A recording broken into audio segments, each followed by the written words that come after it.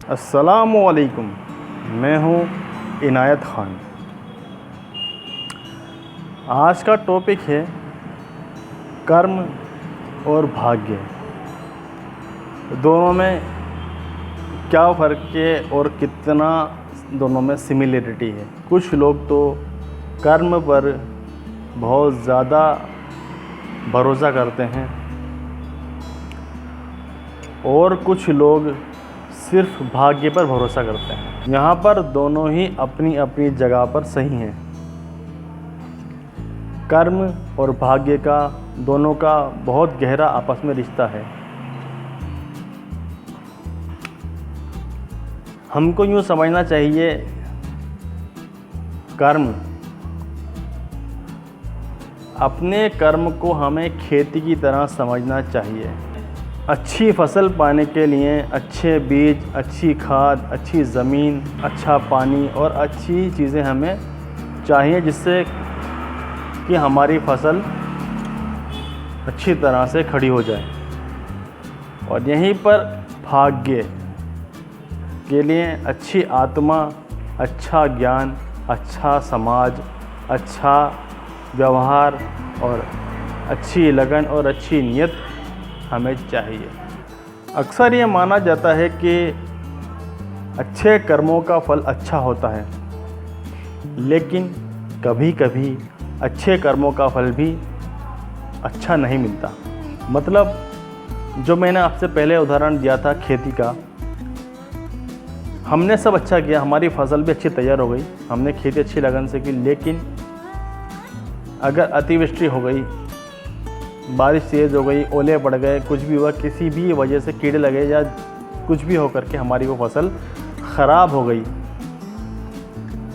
हमारे हाथ में जो हमने चाहा था वो नहीं आगे कम आया, तो यहाँ पर कर्म तो अच्छा किया था लेकिन उसका फल हमें अच्छा नहीं मिला। तो ऐसे वक्त में इंसान को खुद को अपने से बड़ी सत्ता के हाथ में सौंप देना चाहिए और उससे मदद मांगनी चाहिए। वैसे भी उससे ही मदद मांगनी चाहिए, यानी कि ईश्वर अल्लाह से हमें हमेशा मदद मांगनी चाहिए। और इस वक्त हम उसको उसके अधीन अपने को कर दें कि हे ईश्वर अल्लाह, अपने अहंकार को छोड़ते हैं और यहाँ पर झुकने की सीख लेना चाहिए इंसान को, वरना वह खुद में घमंडी बना रहेगा। कर्म और भाग्य के छोरों को मिलाने वाला सबसे महत्वपूर्ण वाक्य है, कर्म करो और फल को भाग्य पर छोड़ दो। इस जो वाक्य से हमें कभी निराशा नहीं होगी कि हम सिर्फ मेहनत करेंगे, भाग्य में होगा तो इस कर्म का फल हमें अच्छा मिलेगा। लेकिन हम उम्मीद कर बैठते हैं कुछ भी काम करके कि ये हमने काम किया, इसका फल हमें अच्छा ही मिलना चाहिए। अगर उसका फल अच्छा नहीं मिला तो हम मायूस हो जाते हैं। तो कर्म करो लेकिन उसका फल भाग्य पर छोड़ दो।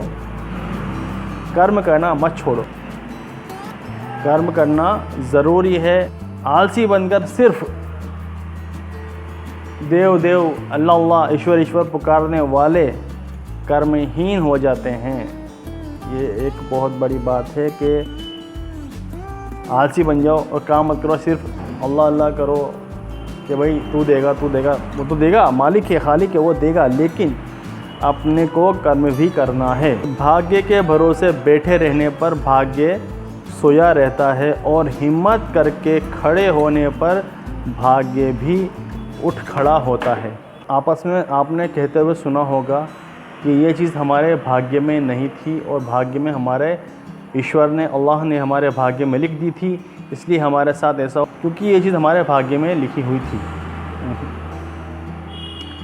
यहाँ पर मालिक के ऊपर इल्ज़ाम ना लगाओ। मालिक खालिक वो है जिसने इस पूरी कायनात को बनाया है, तुम्हें हमें बनाया है, और मालिक सब कुछ जानने वाला है। वो छुपी हुई बातें भी जानने वाला है। उसे यह भी पता है कि कौन कब क्या करेगा।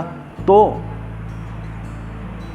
उस जानने की उसकी जो ताकत है, उसकी बल पे उसने वो चीज़ लिख दी तुम्हारे भाग्य में कि तुम ये करने वाले हो, और तुम करते भी हो।